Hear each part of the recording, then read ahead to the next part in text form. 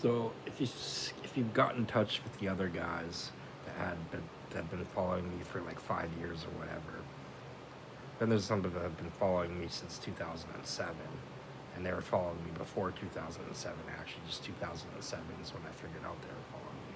But anyway, if you got in touch with the other guys, you'll notice that I had this sociological garden that I was establishing, and I was putting up $1 million raffles to come up with ideas, like what we should build $1 billion businesses about.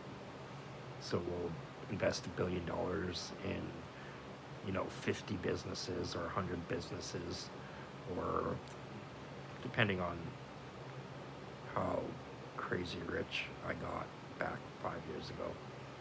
I didn't get. I already was crazy rich, and that's why I could do it. But still, not rich here, right? I'm just rich wherever they did this shit. But so one of the things was free. The problem with doing the raffles that I had with doing the raffles, just so I mentioned that you don't bitch employees out at work. The thing that I have about with raffles is the free work. A lot of people put a lot of time and effort into trying to win these raffles, and they get nothing for it. And I tried to make sure that you don't get nothing for it in some way, that we do pay you, that we start a club, give you benefits, acknowledge the amount of work that you put in, try to. And the other thing is, if you do this raffle for employees, so they're already at work, so they're not putting work in that is unpaid for, and you're not getting a whole bunch of free for nothing work from people that didn't get anything for it. So, benefits for non-winners, complimentary gifts and discounts, calendar rewards on a regular basis. Try to account for and quantify and qualify the contribution, that the time and effort that they put in. And exactly, the raffle's not meant to get you working for free. The raffle is just meant to come up with the best ideas that I couldn't come up with on my own. So the other thing we do is we target the worst jobs ever. Like with our platform for automation, the main jobs that we want to go after are the worst jobs that people don't like doing. That's the main job that we want to get rid of and make automatic, or design a system around not even having to do that job anymore, or something of that nature. Just the big box solution. I had big box theories for robotics, just like reinventing the box was an idea. One of my ideas was like for automatic clean apartments, where everything in the apartment would be made of certain materials that could be sprayed down like a car wash, and then we'd have hoses and sprayers, like spray down your apartment when you leave, like disinfect your apartment, spray it all down, and the TV would be meant for it, and the couch would be meant for it, and the counters would be meant for it, and your clothes even would be meant for it if you're doing something like that. And so like that was one of the big box ideas to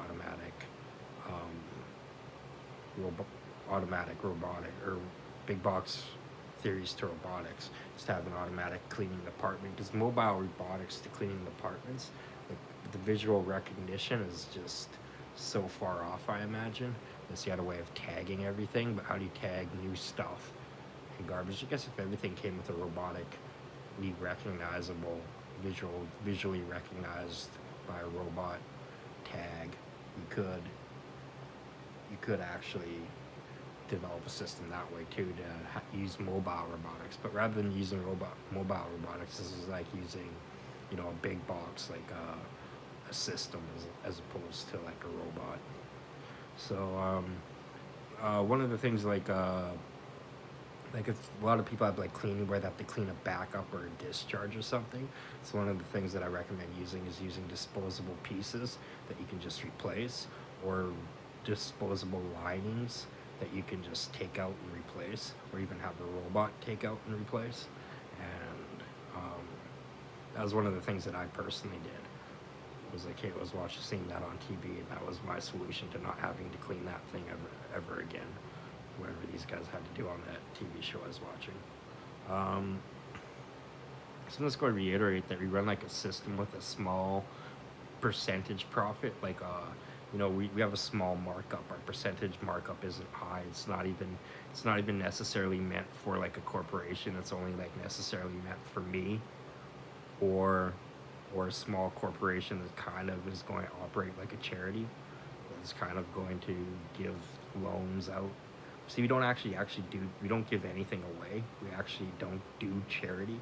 We make money off of charities. We offer them accounting services, and we actually profit off of that. And we make money off the charities, and we give charities loans.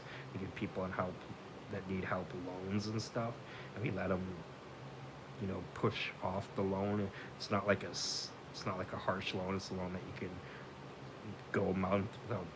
You don't have to pay it all the time. Like if you run into trouble, you don't have to pay it and stuff like that. It's paid monthly. You can wait, push it off for 3 months, and it's not like the interest isn't going to rack up and kill you and stuff like that. So it's like a charitable loan.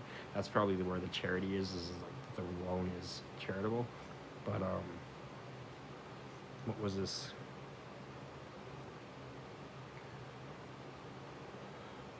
But we do run profitable. Like I said, we make money off of charities. So this is the way that we can keep on growing, because we want to keep on growing and get big enough to, teach and feed and help everybody that needs it across the world.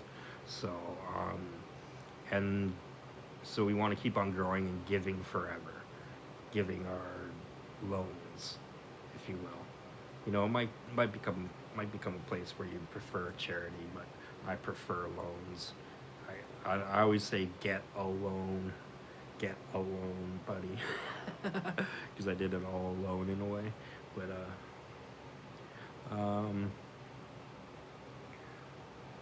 so we teach all the jobs, and one of the ways that we make money is that we sell supplies for all the teaching of all the jobs, and we sell supplies for all the jobs, and we sell supplies to all the businesses that we do business with, and then we sell the products that these businesses actually sell. So we sell their products through their business too.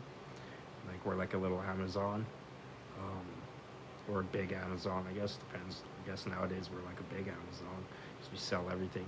But because we do all the jobs, because we expand our school beyond grade 12 in college, we go into industries and build up an actual collection of business models, and industrial services and commercial practices and social services, and technological services and technological practices, and like exactly. So the more we expand our school, the more of everything we do.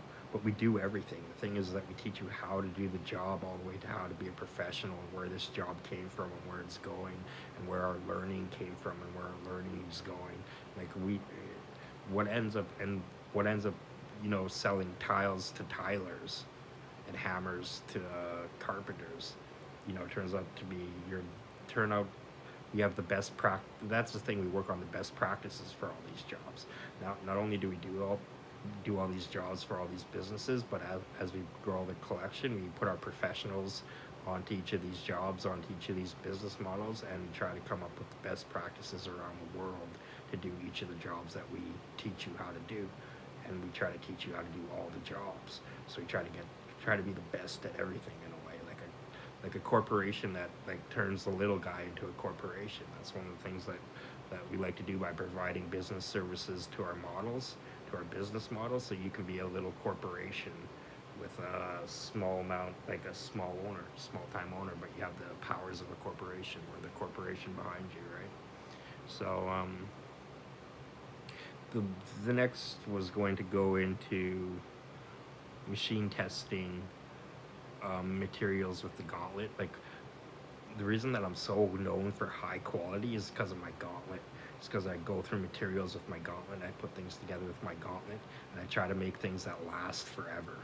Like, I max out the parameters, and I'm anti-capitalist. I don't want it to break and you to buy another one. That was the most offensive thing to me when I heard somebody say something like that. So I'm like totally anti that, and that's one of my technologies within itself, is being anti that and building things that lasts. So yeah, that's the gauntlet is one of the reasons why I'm known for quality, and I didn't even know why is over quality. I had to put it together later in my life. That's what happened.